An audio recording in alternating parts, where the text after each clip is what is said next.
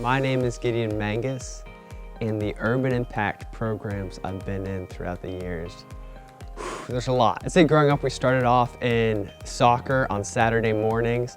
That was like early elementary school. Then we moved into basketball on Monday nights. And then moving into high school and middle school, I started playing AAU basketball with Urban Impact. And then throughout high school, I stayed in Urban Impact basketball. There's a period in elementary school where it's like 4 out of the 7 nights a week where I was at Urban Impact programs. And that was always, it was a fun thing to do.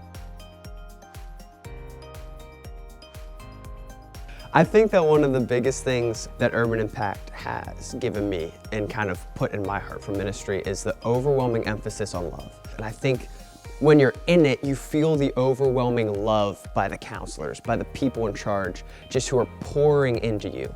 And then you get to turn around and be like, wait, I felt that. I want to give that right back. And I think, so the emphasis on just, and it comes from the love of God, it starts with that. But because they love God so much, they just have this outpouring on love, and it's across all the programs I've been in. There's not a program that I'd be like, man, I really don't know if they wanted to be here. Every person who was involved in Urban Impact as a leadership aspect wanted to be there, wanted to serve, wanted to be a part of your life, to see you grow up. And I think that put a fire in my heart of like, no, I want to do that for people. That impacted me, where it was like, yeah, I could see myself wanting to be with kids, wanting to come alongside people as the urban missionaries, as the leaders and the different programs came alongside me. So I think that emphasis on love was just, it was tangible. You could really feel it. It wasn't just something that they said, but it was something they really believed in and that they wanted to be there. I've grew up in a Christian home. My parents were super involved in the Bible in church, and my mom would do Bible studies with us like every morning before school and things. So growing up, you had this foundation of Christian living, and I think that while I was growing up, we lived like in a little suburb in North Allegheny, and what can happen is that you can get really isolated.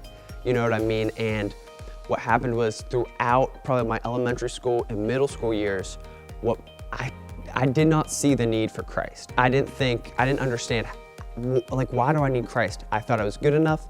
I thought, well, I go to church, I do these things, I volunteer, and I never understood kind of the depravity of my own life. And then you get into high school, and I feel like with everybody, once you get into high school and things, you start to realize like, oh, like what I want is sometimes like contrary to what the Bible says, and then you kind of get that. I feel like that was the first time in my life I really had to decide, am I gonna follow my will or am I gonna follow God's will? And so in high school, I started kind of going my own will. And I think there was a series of events that led me to say like, no, I need to take my faith seriously now. And I think, so I had that foundation of Christ that was built through my parents, that was built through programs like Urban Impact, where they're feeding into you. But then ultimately what happened was it came to the point was like, I need to make this my own.